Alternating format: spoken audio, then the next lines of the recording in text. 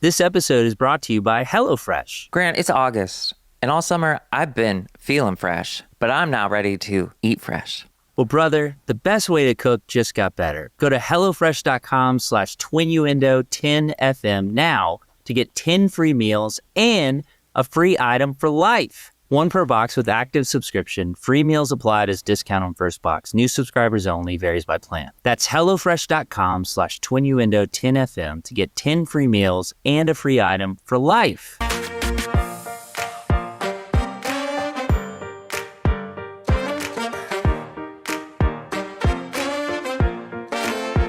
Hi, I'm Drew. I'm a drag queen living in LA with my husband Curtis, my dog JB, and me. I'm too much. And today, and that's Grant. Sorry, how do we do this? And I'm Grant, and I live in Florida with my wife, my 4 kids. I'm a former pastor, and as I record the podcast, my pants are fastened, fully fastened, like an adult. I'm sitting on the couch in my own home, and I should be able to unbutton my pants if I want to. They're so unbuttoned. You can't see, and God. Today, we have our first ever Twinnuendo Holy History. We tell some stories, some weird-ass stories from church history. And I listen to them. Enjoy the episode. There's more. What? Is there? That felt like a lot of time.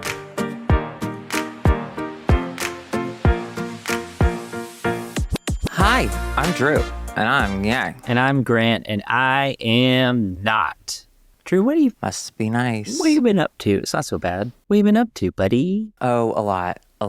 I'm, did I tell you I was running for Congress? You mentioned it. You said you got feelers out there. You had a team working on it. No. My team is working on all those stories about me feeling people. That's what I don't listen. You misunderstood. I don't. Yeah, you listen. misunderstood. That explains the haircut, which looks like my haircut. Oh my what God, are you thank doing? You. I'm not doing your haircut, number one. You are. Number two, I went to Ricky Martin's hairstylist, and this is what he did. Me too. That's what he wanted. I've been going to him forever. Oh, you did? Yeah. Oh, in Orlando? Yeah, correct. Ricky Martin's hairdresser in Orlando? Drew, I've been in Panama City Beach. Can you tell from my tan, my beautiful tan? What a dream. Is that fun? Do I look red? Do I look red to you? You know that we can't see red and green very well when it's light. I know. I can't see sunburns. Yeah, me neither. But I definitely got sunburned. No, we had a good time. We haven't had the kids for 2 weeks. Nice. And this time it wasn't the government that took them. We dropped them off with family. We picked them up, but we hung out in Panama City Beach for a couple of nights and had a fantastic time. Oh, fun. Nope.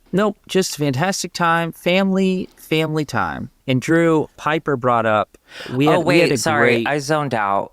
You brought your kids with you. I thought you meant this was you and Angela. It was your last thing before the kids got back. No, we met Mom in Panama City Beach. I see. She brought the kids to us, and we met her there. Sorry, I took my socks off because I was hot, and now I'm looking at my fucked up toes, and it's really difficult to listen to you. What's wrong with them? They all look like they're going in different directions, like they got their own plans for the day. I just don't know why they're such different colors.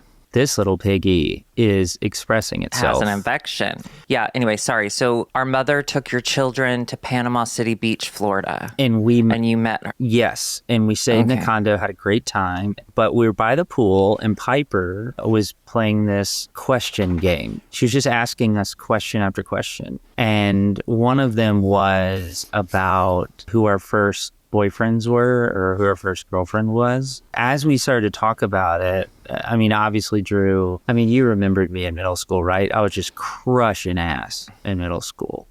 Yeah, you were crushing all the asses. Yeah, you were well known for that. Ass. Do you think that's why your butt's so flat now? I was crushing my own ass in middle school.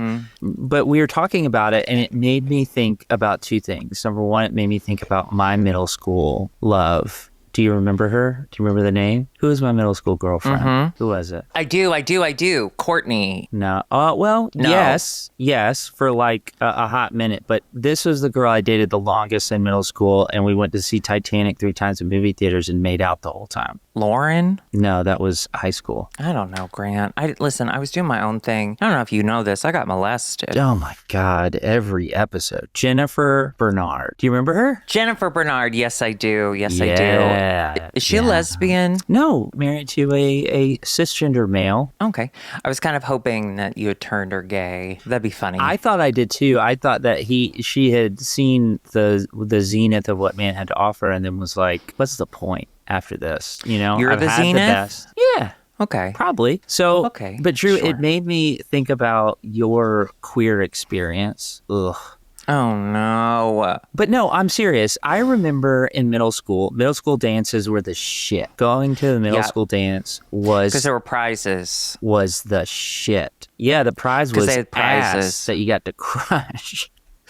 Well, you were crushing asses. I remember my favorite middle school dance prize I ever got, because I never won anything real. I always won like garbage. But I got a film cell from the movie Independence Day. Yeah. Yeah, you did. Welcome to Earth. It. I just remember we would get our coolest pattern t-shirt with a necklace, and then I had my pleated khakis and my like brown clogs, and that was my jam. I had my bowl cut rocking. I remember you went with a girl. Now, okay, my memory could be off here. You had told us you had a crush on, or we had assumed that you had a crush on. So I'm going to be honest with you, Grant. When you assume, you make an ass out of you and me, and then you crush that ass. I crush it every time. I think there's a lot of assuming / denial on our family Okay, side. but that's what I wanted to ask you. As your middle school little self, as your 12-year-old self, and we had all of these really wonderful heteronormative rites of passage that you walked through. In your mind, was there part of you that was wanting it to be true, so you played along because of what the church was teaching you, or was it just out of survival that you're like, well, I'll, like I can't be who I am? Or at 12, were you still trying to wrap your head around your sexuality and your identity when you had a church and a family telling you this bad, you don't be bad, be good? So what was it like? Because I remember middle school crushes and all that, and the dances, and it's all fun memories. What is it like for you? I'm sure you've got so many bummers you want to share with us. That was such a great question, Grant. And I have two things to say to preface that. Number one, when you get a chance after this, I want you to look up Tori Spelling and her husband on Drag Race being interviewed by Chanel. You interview just like Chanel. And I want you to know that's a compliment. Number two. It feels like it's not, but go ahead. Well, you'll see. Number two. Son of a bitch. You always complain about when I bring up my bummer of a childhood. And now you're starting the podcast with it? Yeah. It's not Grant. I'll be honest with you. It's not going to be fun. I'm getting it out of the way. It's not going to be fun. It's going to be fun later. I'm getting it out of the way. Okay, you're right. Okay. When I was in middle school, we were so dumb, Grant. Like, we were so... We didn't know anything, and any opportunity to learn anything was blocked by our church or our parents or the TV guardian. So, there wasn't... TV guardian. In middle school, my best friend was Tyler Jameson. Dr. Tyler Jameson now. She listens to Twinnuendo. Hi, Tyler. Hey, Tyler. That's who I'm thinking about. You went to the dance with Tyler. Yeah, she's my best friend. Okay. She was my best friend, and She was your beard. Middle school beard. We would buy little, I remember we had these Coca-Cola polar bear notebooks, these tiny little detective notebooks, but it was a Coca-Cola bear. And I assume detectives are the only ones who use those. And I would have one and she would have one, and we'd write all day, and then we'd see each other hallway, we'd trade. So we did that all day. So we really were nice. Just like little BFFs. ladies. Right. But it was pre-puberty. I knew I didn't like her, but I always, even until I went to college, Grant, I always figured I could pray hard enough and it would change. So in middle school, I didn't like being different. I didn't like being effeminate, but I didn't truly like it either. thought if I could, I know it was uncomfortable for everyone, but I truly thought if I could do it, if I could just keep up this relationship, if I could keep praying, keep going to church, eventually it would become a thing. So I think, I may have said I had a crush on Tyler because it was pre-puberty. I didn't have a crush, you don't have crushes on, I mean, you do, but you don't understand whatever. I definitely had crushes on boys. I remember having crushes on boys. Yeah. But Tyler's was okay. Tyler girl. So that's why, like, yeah. And then she moved, and then all my high school dances were with Betsy. And that was a very different experience for me because it was post-puberty. The reality that I was living a life where I had a boner 24/7, and it was for boys. Yeah. There was no, let me tell you, I knew for sure. Demons. That, like Betsy and I, we were always just best friends. We never thought about dating or whatever. And I did have to come out to her. Okay.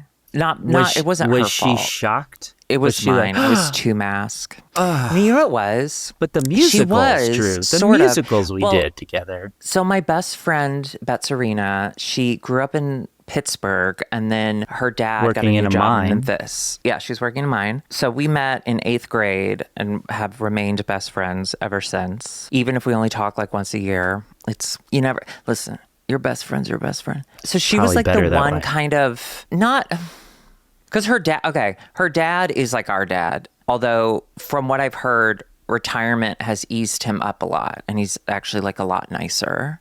Which is great to hear. But her mom was my voice teacher, and they were Yankees. And so even though they weren't like liberal, they were a liberal-ish space. And it was the only liberal space I had access to. Our Southern Baptist Church didn't have any liberal spaces? Yeah, but you'd had to get beat. And listen, I didn't want to come. I was coming all the time. Yeah. Anyway, but yeah, I mean, Grant, dances were stressful for me, for sure. In middle school, it was stressful because like it was our first dance, and we're still like learning who we are. Learning our awkward little bodies.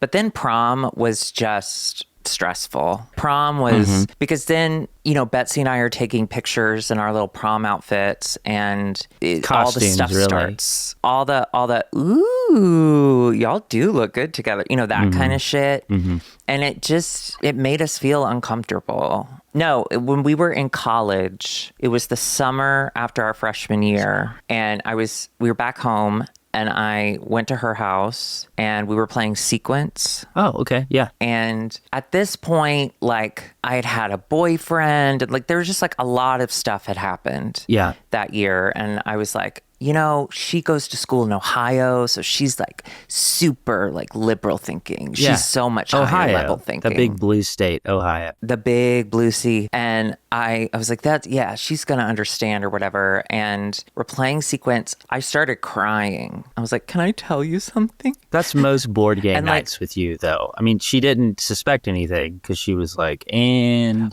Drew's I want this on record. And like, truly, do not play games with me. And I don't mean that in like you better not play games with me. Don't you play games with me. If I lose, it will change the dynamic of our relationship forever. Yeah. If I win, I'll forget about it the next day and never bring it up. But if I lose, I will think about it for the rest of my life. Anyway. Yeah, I'm the same way. We're broken. And she's like, deeply. I think I know what you want to tell me. And I told her, and then she thought you were proposing. She did. Yeah. She was like, you're on one knee. And I was like, no. This is called blowjob knee. I'm trying to tell you. Anyway, so then as soon as I came out, she went and we were in like her playroom. Her childhood home. She closed the door, and we grabbed all our yearbooks, and we just went through, and she asked me who I thought was hot.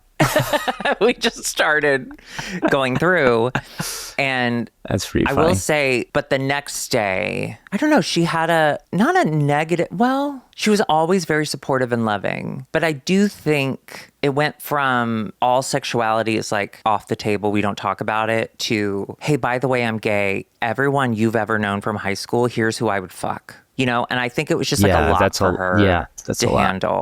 And at this point, like, I don't think mom had outed me yet. So it must have been earlier in that summer. I remember the next day she prayed the gay away. I don't remember if it was a voicemail. I don't know if it was a voicemail or text, but I remember her saying like she needed time with it. That like maybe we went too fast or something, which like now, if I were to tell her that now, I'm sure she doesn't remember. If I were to tell her that now, she'd be mortified. And I remember there was like a couple days of just like, oh no, I ruined our friendship it forever, whatever. And then sorry, I'm way off track from dances. And then she later like apologized and was like, I don't know what the fuck that was. I don't give a fuck. Why?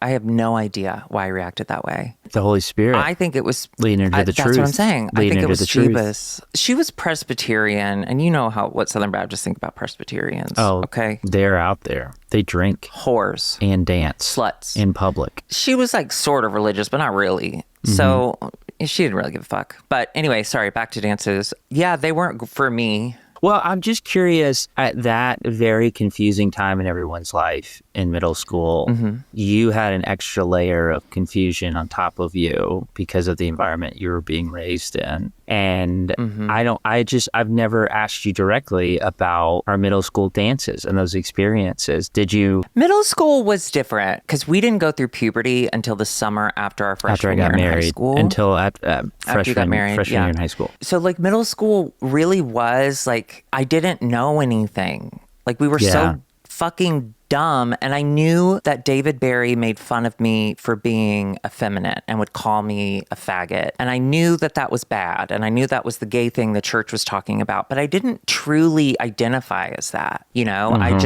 I knew that like me being effeminate was like bad. And so the sexuality part really didn't come into effect really. It was just more, I was just trying to like calm down. I was just trying to like not be gay. And that was really difficult for me because I made the choice. You know, when you make the choice to be gay, and you can't go back. You get the femme. Yeah. So even though you were so masked naturally, it was still seeping out of you. It was still difficult. Yeah, it was still difficult. And surprisingly, you know, I was able to keep it under wraps. Unsurprisingly, I was able to keep it under wraps to this day. Actually, I'm sorry, I want to tell y'all, I've been lying. It's a character. I'm gay. Yeah. Yeah, you're the real Rock Hudson of our family, I've always said. Thank you so much. I think I'm more of a tab hunter. What does that mean? That's probably really funny to some people. Tab hunter is the gay actor, boy next door actor who dated Rock Hudson. There's a documentary, actually, it's really fascinating. There's a documentary called, I think it's called This Is Tab Hunter or I'm Tab Hunter. And like the year before he died, or a couple years before he died, he sat down with a documentary filmmaker and told his story of being like a gay guy in Hollywood while also being like this straight heartthrob while also dating Rock Hudson. It's so I think it's on Amazon. It's so interesting, Grant. You should watch it. I think, especially since you know old Hollywood. I think you'd love it. Well, I'll turn off the TV Guardian then, because it blocks all of the gay content. It would block that for sure. I'll turn off the TV Guardian. Boys. By the way, thank you for that for my birthday, getting me the TV Guardian. It's revolutionized my family's life. Well, what I wanted to talk about today, I wanted to ask you that question. It's been burning in my heart and mind and soul and my loins. Sure. Which I girded for that conversation. You know, Drew, when you think about me as a brother, you probably think love, acceptance, kindness, role model, someone you look up to, strength, you know, integrity. Oh, sorry. I forgot. It's opposite day. Fuck, I got you, brother. But Drew, I love history. Yeah, you're a straight guy. You're a straight white guy. Well, y'all love it. I do, and I love weird history. And so I think what I thought would be funny, I heard a story this week that I went, oh, I want to tell Drew that story. And then I went, oh shit, I want to tell him a lot of these stories. And it's weird church history from the hundreds of years that Christianity has been a thing. I'm sure there's a couple of these you've heard of, but I wanted to share them with you. It's some quick, weird church history? Yeah. Church. Okay, I heard search. Okay. Church, yes. It's Can you speak like you don't live in Florida? It's your this weird is really difficult on me. Search history, and that's what we're going to put up there. Oh, Grant, go for it. I'm ready to explain. Yep. Listen, I need to get it off my chest. We will be canceled. So this is Twinnuendo's first ever holy history. All right, can you do the theme song? Mm-hmm. Twinnuendo's holy history. To all thy Father, the holy God, it is time to learn about the past. Learning is fun. These are 7 quick little history moments. And you know why I picked 7? Okay. God's perfect number. The perfect number. Wait, why is it God's perfect number? Don't worry about it. On the seventh day, he rested, I guess. Oh, you don't know. That's why you were a bad pastor. You don't know the basics. So numbers and ichthus, baby. So Drew, these are just 7 bizarre things from church history, and I've kind of put them in order. All like it's gonna get crazier and crazier, I think. And when I say crazier and crazier, I think you'll enjoy them the more we go on. The final one, let me tell you, I told Angela these in the car, and on the 7th one, I couldn't say it because the kids were in the car. Even like I was even trying to figure out a way to code it, and I couldn't. So it's, yeah, I think you'll enjoy it. It's very much up your alley. So that's what she said. This is our first ever over 18 only show. Yes. No episode before this. They've all been appropriate. But this episode is going to be inappropriate. So lock your kids in a room. Hide your kids. Oh my God. Hide your wife. I heard this true crime story about this woman who was like, she was using her daughter to get drugs, and she locked her in her room and she beat her to death at like 3. God damn it, Drew. Grant, stop. What? What's wrong? I don't feel good, and no one in my house feels good. We got this new food service. It's called Goodbye Rotten, and they just send you like only the grossest ingredients that have been left out in the sun, and they just mail it in an envelope, and it's obviously the rottenest of foods, and we're just all sick. If there was a better way, I would try it, but I don't know if there is. Yeah, Grant, I'm so sorry to tell you this.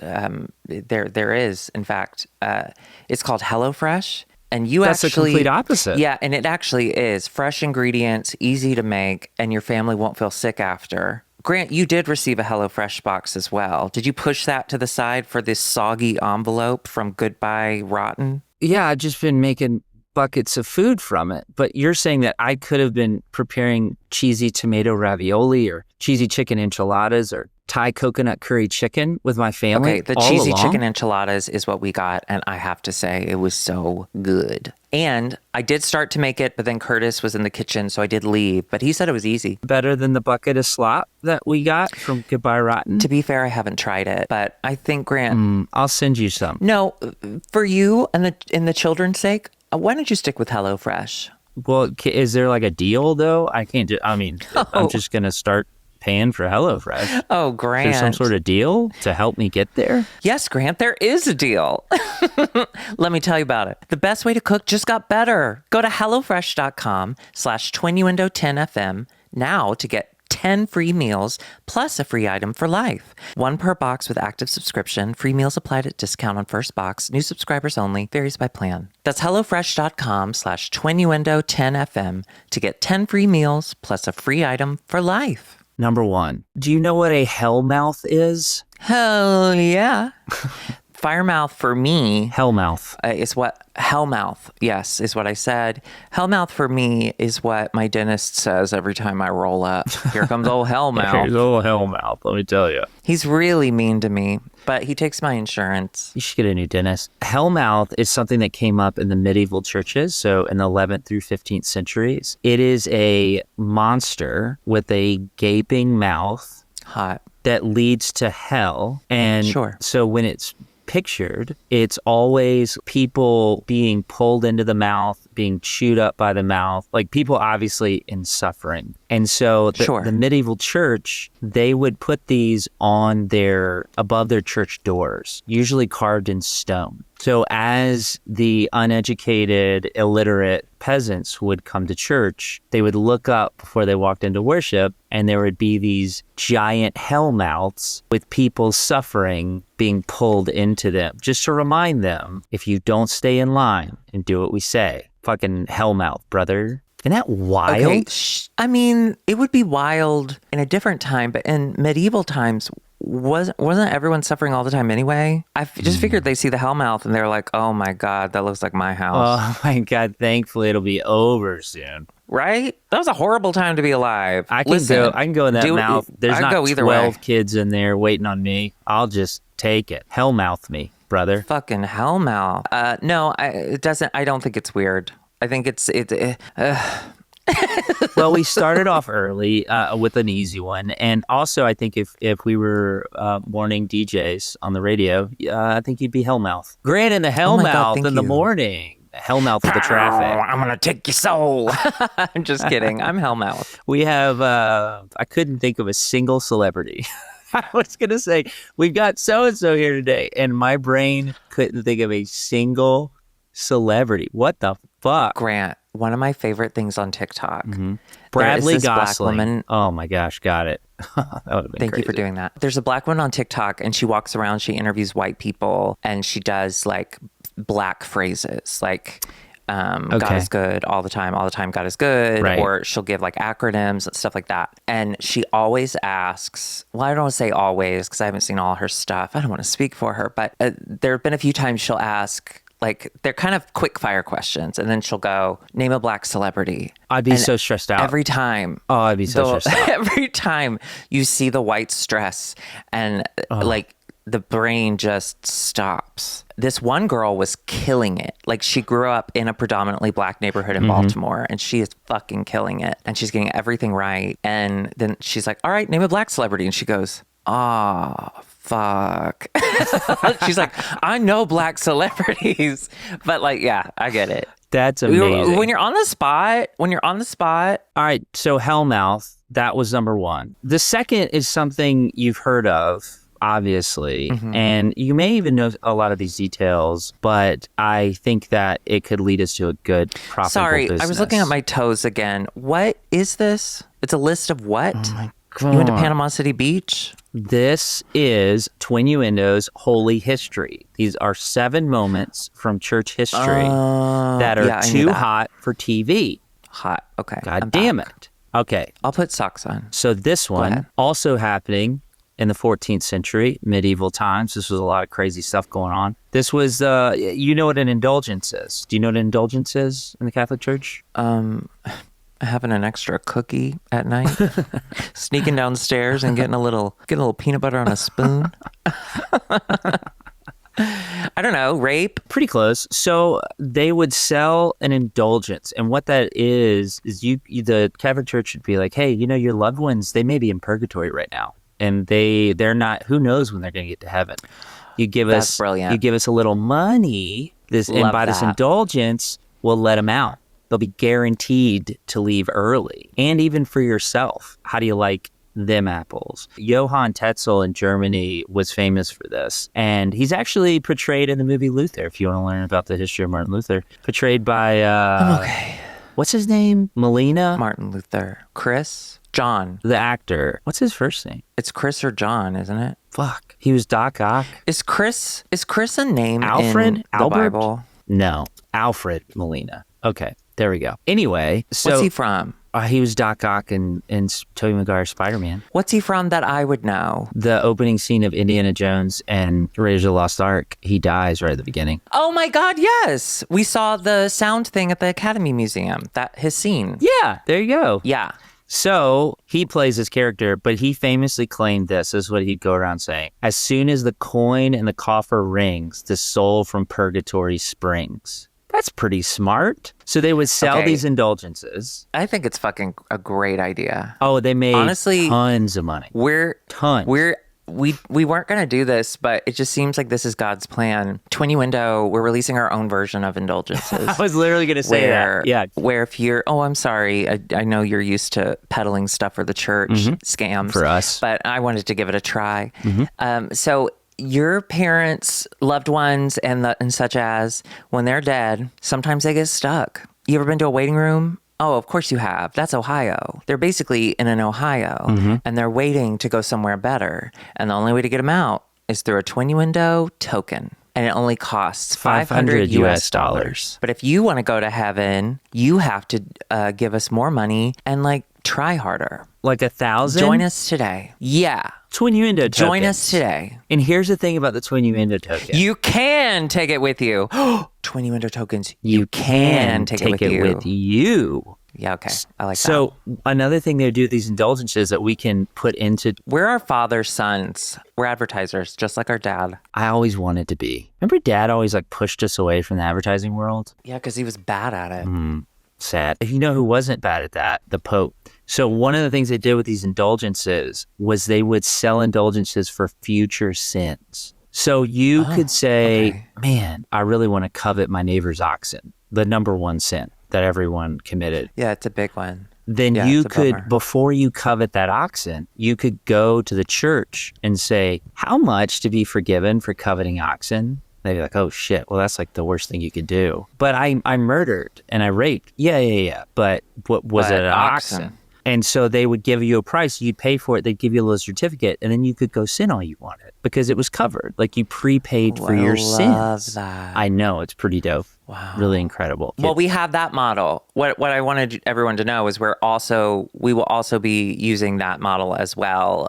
It is an additional fee to protect yourself from future sins, depending on the level of sin. You know, in the Bible, it may say that in the eyes of God, all sins are sin or whatever. But we all know that some are way worse than others. Yeah. So like the oxen you're really thing. just going to have, email us, let us know what sin you want to commit, and we'll give you an estimate. And no sin is too bad unless it exceeds like a misdemeanor. We will not forgive you for felonies. Yeah, and we are mandated reporters, so we will have to I didn't call know that the cops because Grant's really into backing the blue. Well, JB, I am, obviously. Stop it, baby. Getting into podcasting, I didn't know they'd make us mandatory reporters. I didn't know that was a part of the deal. It's pretty...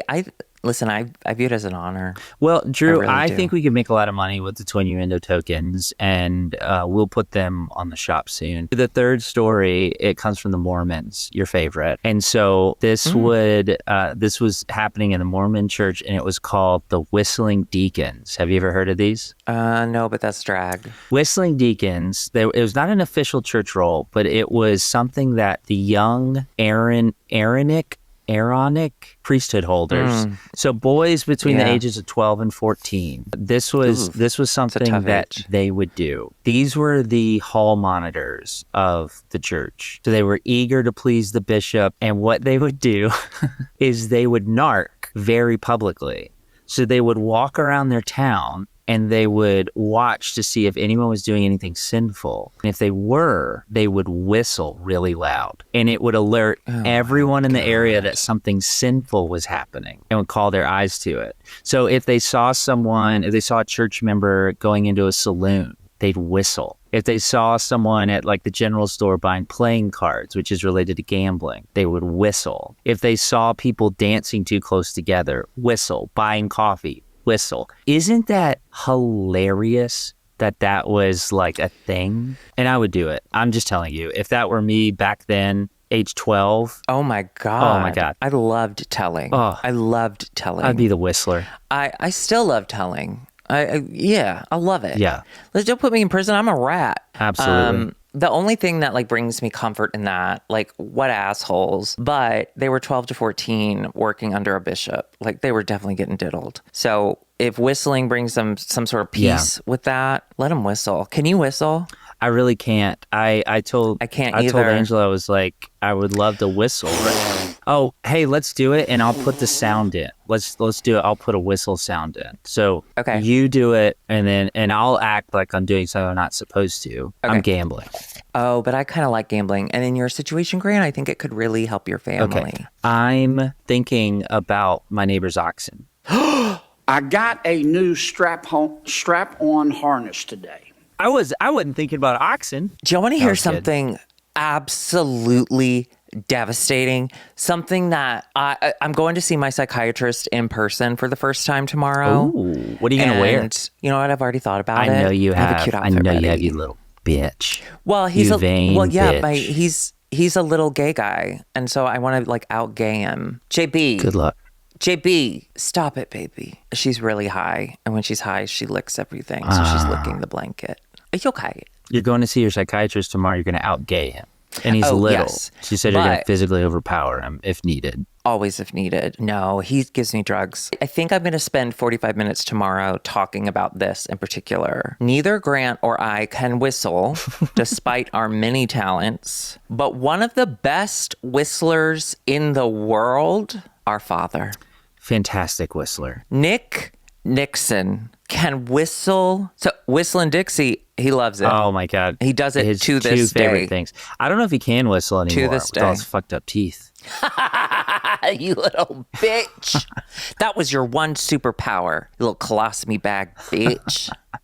Did you see that Donald Trump has a colostomy bag now? Oh, does he? Yeah, he stopped wearing diapers and now he's a colostomy bag. Wait, how do you know that? He's not telling people because he was at a sports event of some kind and like a tube or I don't know. There was some sort of thing visible. Anyway, a bunch of like medical professionals have like examined it and been like, yeah, no, it's not a colostomy bag. I'm sorry. It's a catheter. Oh, Yeah, he pisses his pants now. our hero. I know. It's a bummer. We can't whistle, but if I was 12 at the time and you told me, you know what the bishop loves? Fucking whistling at people who you think are sinning, who you get to judge. Oh, I'd learn. Oh my God. I'd learn. I'd be the greatest whistler I'd who's learn. ever whistled. Grant, I'm going to tell you this right here, right now. There would not be room for you because the minute a little medieval faggot or whatever heard about this opportunity, we would be fighting one another tooth and nail so that we could be the tattler. I'm the whistling boy. Yeah, it wouldn't last for very long. And the bishop, Also, oh my God, he'd be so horny watching you guys fight over him.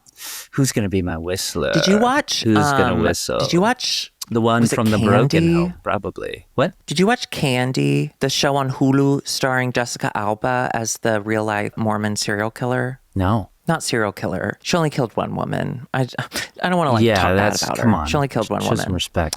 It's really good. I got to be honest. I did not expect. No, Jessica Biel. I did not That's a expect different Jessica person. Biel to be. It is, but not really. Put them side by side. Oh, You I won't know. have. But it was really good. She was really good. Watch it. I think you'd like it. And so I do want to thank our Wait, was she sponsor, Mormon? Hulu. Hulu. Please go watch it. Hulu. By the way, maybe instead of calling people twin individuals or whatever, we just call them whistling deacons. Hey, everybody. Thanks for listening. And shout out to all of our whistling deacons out there. Whistle at someone you think is doing something wrong this week. Could you? Yeah. Yeah. And if you can't whistle, just do this. It will fit my favorite dildo perfectly. Right behind him. See what happens. Who knows? Maybe the Lord will come through and whistle for you. Maybe the Lord will come. This fourth one I found absolutely fascinating. When you think of the worst teeth imaginable that are not in our family, what country do you think represents bad dentistry? Grant, we cannot throw stones. Oh, okay. This is not about throwing stones. We are whistling deacons through very loose teeth. Yeah, they wiggle back But- and forth when I whistle. If I'm talking about stereotypes, That's what I'm asking. harmful stereotypes, Mm-hmm. I would say that the British people. That's what they're known for, thanks to Austin Power largely. But also, by the way, The singular Austin Power? just the one. Good. So British teeth actually are healthier than Americans, by the way. Also, that is helpful. That is also because they have nationalized medicine. So everyone can go get their teeth taken care of. Yeah, by the state. The reason why everyone's teeth used to suck, but the reason why British teeth got the attention and the fame and legend of having the worst teeth in the world is actually because of the church. Henry VIII, if you remember that Love the guy. that guy.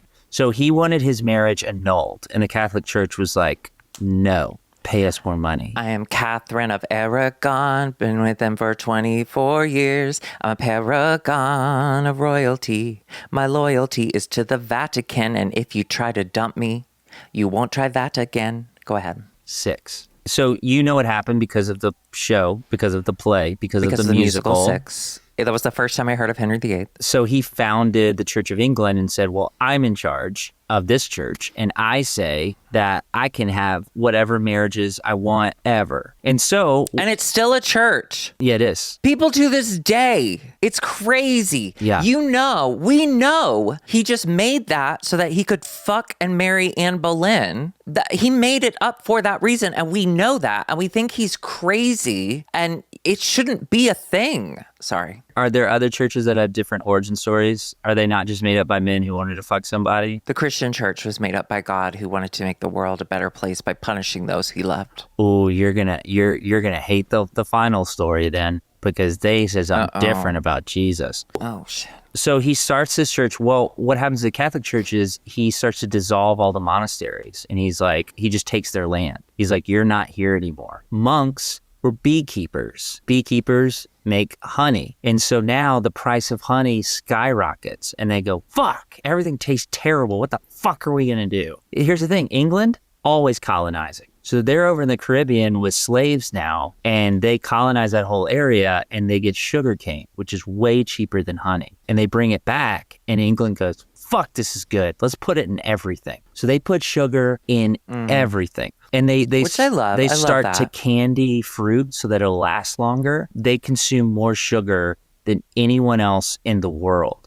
And it became like an English thing. In fact, Queen Elizabeth I was known for having horrible teeth. Her teeth were black and they smelled bad. It was a sign of aristocracy to have black bad teeth. Yeah. So women, as part of their like makeup routine, would be to like blacken their mouths so that their teeth looked like shit. They said that she scrubbed her teeth with vinegar. But towards the end of her life, she had lost so many teeth, people struggled to understand her. She could barely speak. Like no one knew what she was trying to say. Have you ever seen her? My FYP on TikTok it's a lot of sad stuff, but one of my favorite things is like the history, like slideshows where you'll get like 15 pictures and I'll be like, here's a crazy thing from history. I love that shit. Do I check it to make sure it's right? No, that's TikTok. No. You don't do that. And don't check anything I'm saying either. I saw one, it was Elizabeth I's something dress, and there's two women. There's two women something. Kind of like holding it up, but they are both bent over so far at the waist because she was so tiny. It looks like they're holding a child's like Halloween costume.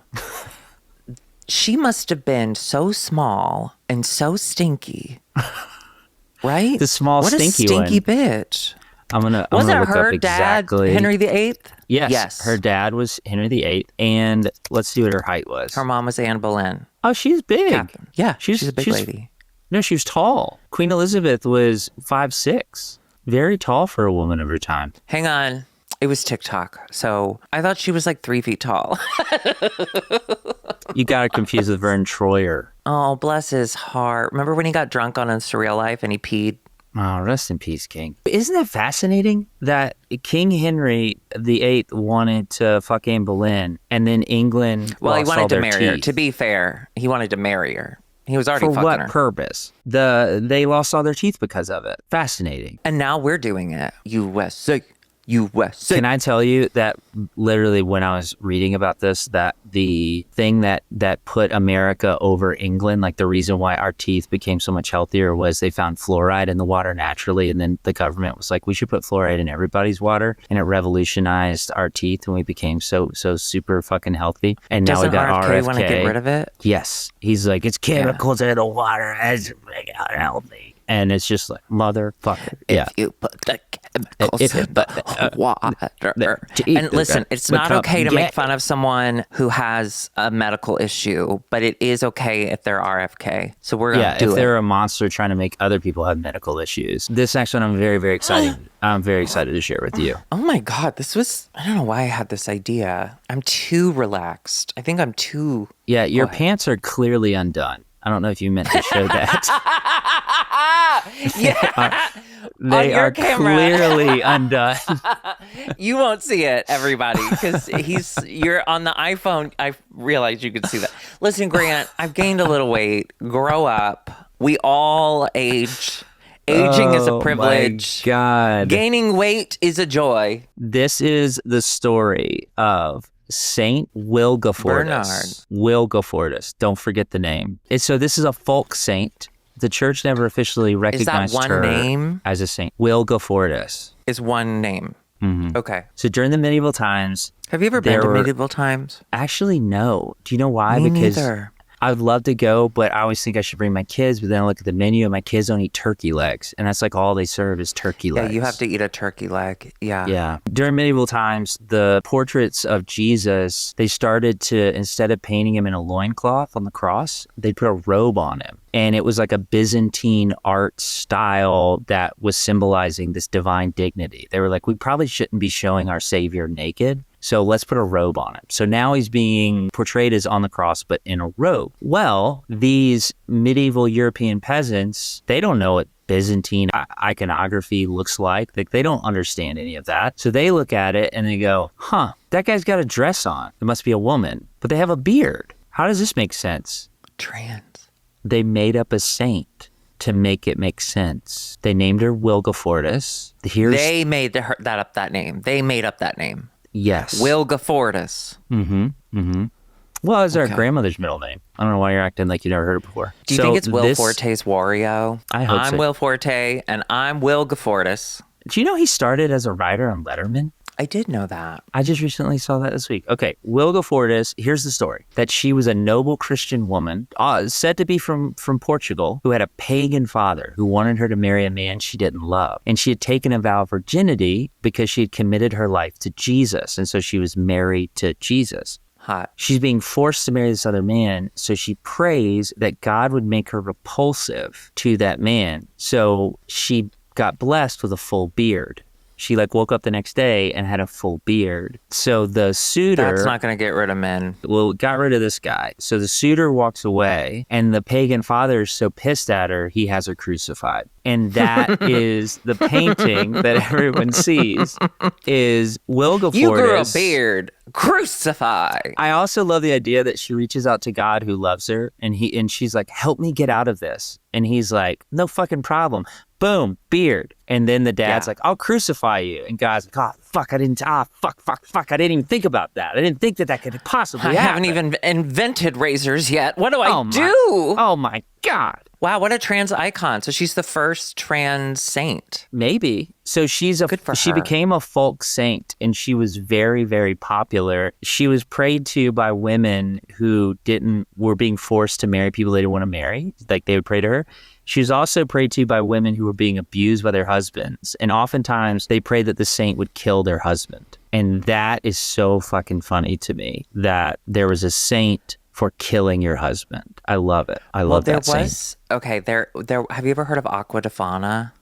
Is that like a signature scent you're working on? Yes. It's this true crime story from the 1800s. England, where it was illegal to get a divorce. I'm going to remember all of these facts wrong. There's a Bailey Sarian video you can watch. That's great. Okay. But this woman, she made cosmetics. And so she made this bottle, this little eyedropper that looked like cosmetics that was poison. And it was called Aqua di Fana. And so women could come and buy it for their skincare. And then they could just drop a couple drops in and kill their husband. That's smart. And it worked for years. Hundreds of abusive men died. That's cool. Finally, this stupid bitch, this domestic abuse survivor, this hero, she wanted to poison her husband. She poisoned his soup, and then right as he started to take a sip, she freaked out. She changed her mind. She's like, don't. And she told him everything. And guess what he did? Beat her to death. Oh no. I don't know if he beat her to death, but he beat her bad. Pretty good. Anyway, so they caught the lady who was making it, and they hanged her. But go look it up, Aqua di Fana. It's so interesting. I just want you to keep a lookout for Angela's makeup table. Well, she does always just bring droppers over. And I'm like, no, that's why I only eat things that are sealed. Vienna sausages and Capri Suns. In 1969, Judy Garland died. And because of that, the church officially declared that these folk saints were not real saints. Now, they had never venerated them in the beginning at all, but they were really popular. And so in 1969, they said, we're cleaning up our records. We just want to let you guys know that these folk saints aren't actual saints. But you know what I say, Drew? I didn't think it was going to come to this, but I think Twinnuendo has a patron saint. Of what? It's Saint Wilgefortis. Oh yeah, brother, trans rights. She Kill your husband today. She's our saint. And so if you're a praying person, congratulations. You have a new saint to pray to. It's Saint Wilgefortis. Wilgefortis is the crazy. I mean, I know their language was different, so I know it wasn't like they had our language and they were like Wilgefortis, but it's still it's there's a G, it was beautiful. There's a W, there's an F.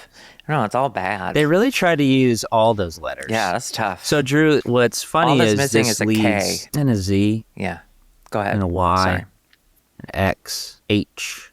So the thing about this, it leads us right into our sixth interesting thing that happened in church history, because you prayed to Wilgefortis, but you could also pray to this. So Drew, in 1969, when they said Wilgefortis is not worth praying to, which is bullshit, they also changed the name of a feast that they recognized every January 1st. And they changed the name of it to the Solemnity of Mary. Is that how you say it? Solemn, but hell yeah. Solemnity? Yeah, I love that one. Of She Mary. was so Anyway, solemn. before that, it was called the Feast of Circumcision. Hell yeah. Can you guess what that celebrated? January 1st, 8 days after Christmas. Cutting the foreskin off? Or circumcising girls? Was it circumcising girls? No, 8 days after Christmas, 8 days after the birth of Jesus. Oh, they circumcised Jesus? Boom. Oh. So it celebrated his official naming. But he's like and his circumcision. perfect. God made him perfect. And you're No, cutting, he observed the law, so he had to get cut. cutting part of the stuff off?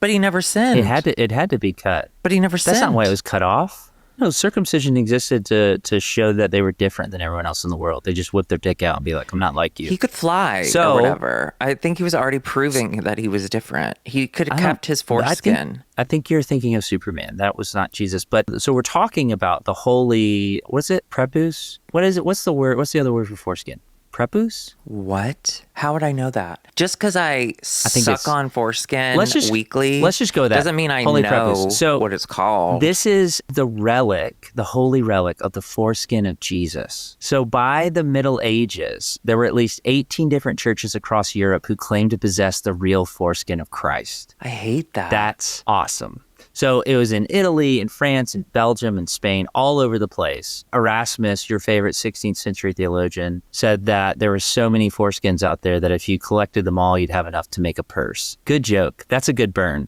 on the foreskin community. I'd eat it. I'd be too tempted. If I was like, okay, well, if I'm like super into church. You do like calamari, and we haven't talked about that a lot. It's medieval and life is awful. I'd be like, I bet if I eat this, I can walk on water. I'd eat it. Smash. Well, no one did. Oh. Calcutta in Italy is the most famous foreskin of Christ. And so Calcutta, it's this hill town in Italy. It became famous for housing this foreskin. And it was brought there by a German soldier during the sack of Rome in 1527. He said, like, when they sacked Rome, that he stole that from the Pope's collection. This must be the foreskin of Christ. So every year on January 1st, the relic was venerated and they would have this like big feast until in 1900, the church got really awkward about relics, about praying to relics. They were like people were coming down hard on them about that. And they got really embarrassed that one of the relics was the foreskin of Jesus. And so people would pray to it for fertility and protection. Those are the two things. So in 1900, the Vatican said, if you talk about this relic, if you talk about it, you'll be excommunicated. You'll be out of the church and out of heaven if you talk about the foreskin of Christ. And then in 1983, Drew, 1 year before we were walking this planet, the Calcutta relic mysteriously vanished. Yeah, someone ate it. Possibly stolen by the Vatican. And here's the thing. There was a priest or bishop, one of those motherfuckers, who was working at the Vatican at the time. On his deathbed, he confessed that he was part of a plot that stole the foreskin so that people would stop talking about it. Okay, couple things. That's a movie I want to see. Ron Howard, get Tom Hanks on the phone right now. No, because fuck it. You know what, Ron Howard? I believe in you alone. Ron Howard, get Ron Howard in front of that camera. You direct your one-man movie about stealing Jesus's foreskin. Oh, all right. We're going to go steal his foreskin. Bryce Dallas Howard can play the foreskin. She's so hot. Can I just say, I adore a deathbed confession. And I think it is so lazy. I can't wait for yours. I've got plenty. I think it's so lazy when people don't. You're laying there. We all have to sit around and watch you struggle to breathe. And you can't give us like a little, by the way, I killed a guy. Like something juicy. Yeah. Give us something juicy. Or serial killers who killed a guy. Won't tell where the bodies are. Like tell where the bodies are when you're dead. You don't have to say something specific. You just add mystery. Like you don't say I killed a guy. You could say one night it was raining and I hit something and I thought it was an animal and I looked in my rear view and looked like a person. Stop. And I Stop. just Do kept not going. bring Clint I Eastwood couldn't into this. Stop. No, you're doing juryman. What is that? No, I don't even want to say it. Just stop. It's juryman. All right. So Drew, the thing is, people had to come up with other explanations. Like, what did happen to the foreskin of Jesus? If no one has it, then what are people saying? And there were 3 claims that made me laugh. One was, some people thought that when Jesus ascended to heaven after his resurrection, that the foreskin met him up there. Yeah. That wherever it was like, oh, I'm coming back, and then hugs his dick. Just, I'm back. Okay. Even if you are That's pretty great. God or whatever, Son of God, our God, it's not for me to know. The Lord, yeah, everyone's It would be God. alarming if you lived all of your 33 years without a foreskin, and then you wake up from the dead, and you also have to deal with the fact that you suddenly have a foreskin. No one had taught him how to clean it. He wouldn't know how to clean it. Exactly. Yeah, you're going into heaven with the stanky it little would be an skin infection jacket or whatever. Did he Yeah, fly that would up? be rough. Or did he, when he came out? He flew. But he flew. So would you like to apologize for what you said earlier? That Jesus didn't fly? He floated. Okay. Did Did I he say go flew? and talk to He people? floated. Did he go and talk to people? Oh, because he'd go, look, and they'd go with the hole in the hand? Only one person did, Thomas. Yeah. Okay. But that so what I wasn't said at the was same true. time. And then he went to the Americas and founded Mormonism. And then he went to Yes, heaven. he did. Yeah. Okay. Then he went to heaven. Yeah. He had a lot to do. Listen, shocking. First of all, I would not want to be brought back to life. I have signed a DNR. I mean, I haven't, but this is my verbal DNR. Even if I'm choking, don't Heimlich me. Do not bring him back Let to life, me and go. do not put his foreskin back on. Whatever you Definitely. do. Don't add a foreskin. If I wake up from the dead, number one, I'm going to be upset. And then I look down and there's something extra I have to clean. Get No, thank you. out of here. I don't clean it now. You're going to put more on there? Yeah. It's not going to happen. Yeah, It's ridiculous. you're going to kill me with my hygiene. In the 17th century, there was a theory that his foreskin became the rings of Saturn. Sure. And lastly, and my favorite, is that it's currently and forever being carried around by angels in a tiny golden box. Carried I around? love that. Where? Yeah. Where are they going? Just in heaven. They pass Just it around? in heaven. Why don't they set it down? There's a group of angels and they're just holding a little golden box. What is that? The Lord's foreskin. That's their whole Do you want to job? see it? No. Yeah, dude. It would be humiliating if it was anybody else, but it's Jesus' foreskin. That thing's got to be beautiful. I feel like that would get so Beautiful. boring to look at. And listen, I know Jesus probably You haven't has seen a his. pretty incredible foreskin. Also, Yeah. so the church was overrun with extra foreskins, and they were all really old many. foreskins. So they had to be like Yeah. really crispy. I bet they broke. They break? I bet they were.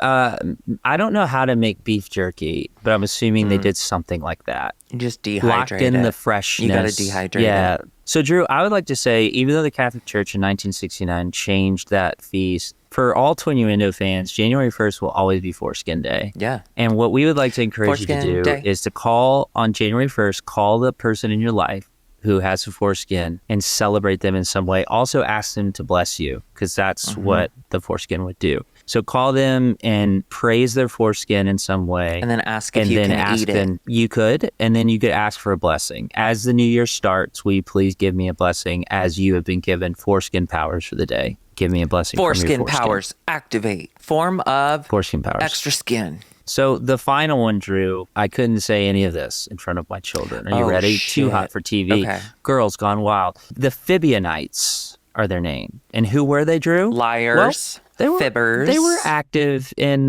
Egypt or Syria in the 2nd to 4th century. They're often grouped with, just other Gnostic groups out there, which are people who separate themselves to be extra holy and religious. Before I tell you more about them, I have to tell you that the only reason we know about them is there's this 4th century bishop, and his name was Epiphanius. Let's go with that. And his whole deal was he would call out heretics. So he was like a whistling deacon.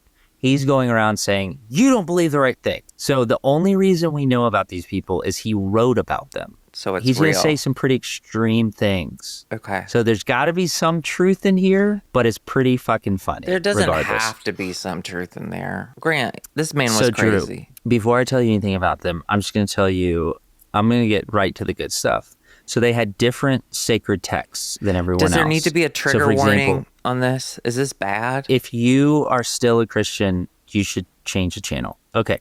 So they had sacred texts, the Greater Questions of Mary. They also had one that was called the Lesser Questions of Mary that were probably just, what are we going to eat? Or what? Where are we going to go eat? Huh? What? This is Jesus giving revelation to Mary Magdalene. And so this story is in there. He takes her to the mountain. Hot.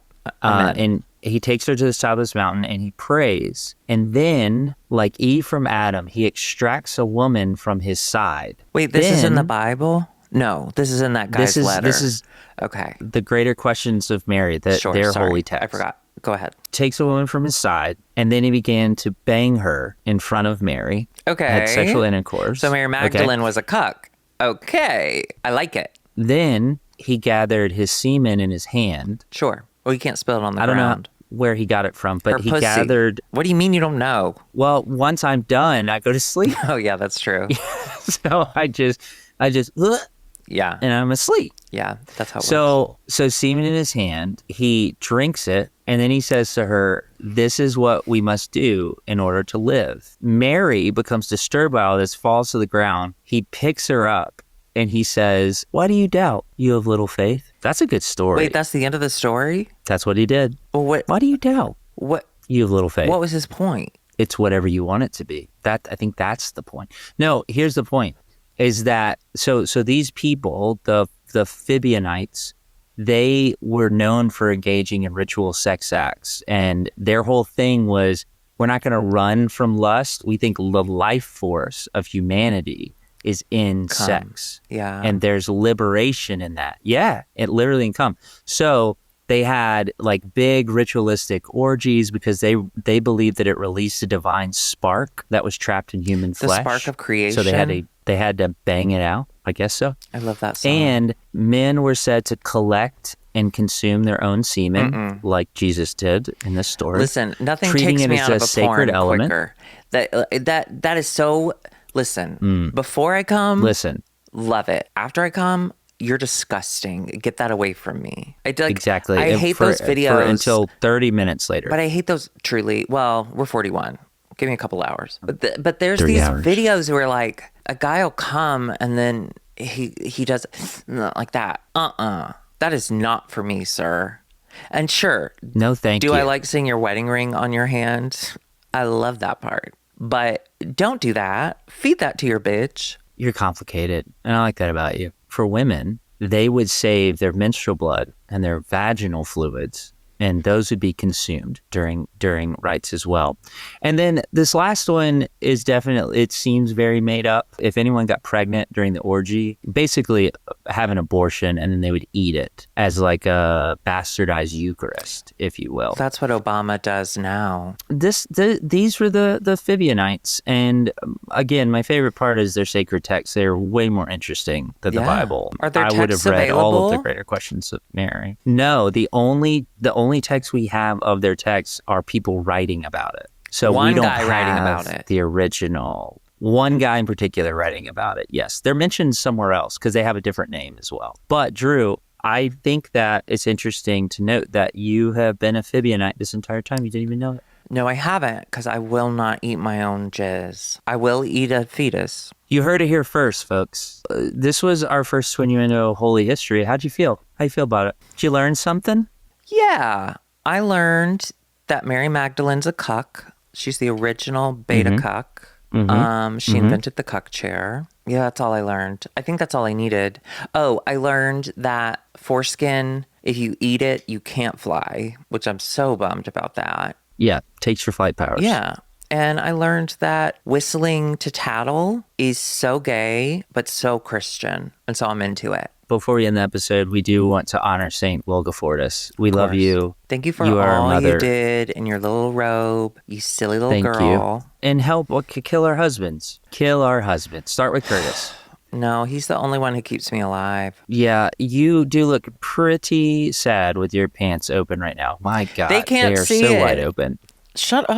I know, but I can, and I can't stop seeing it. All right, Drew. Well, thank you so much for joining us for the very first and the first of a 30-part series called Twinnuendo Holy History. You're very... Holy History. Okay.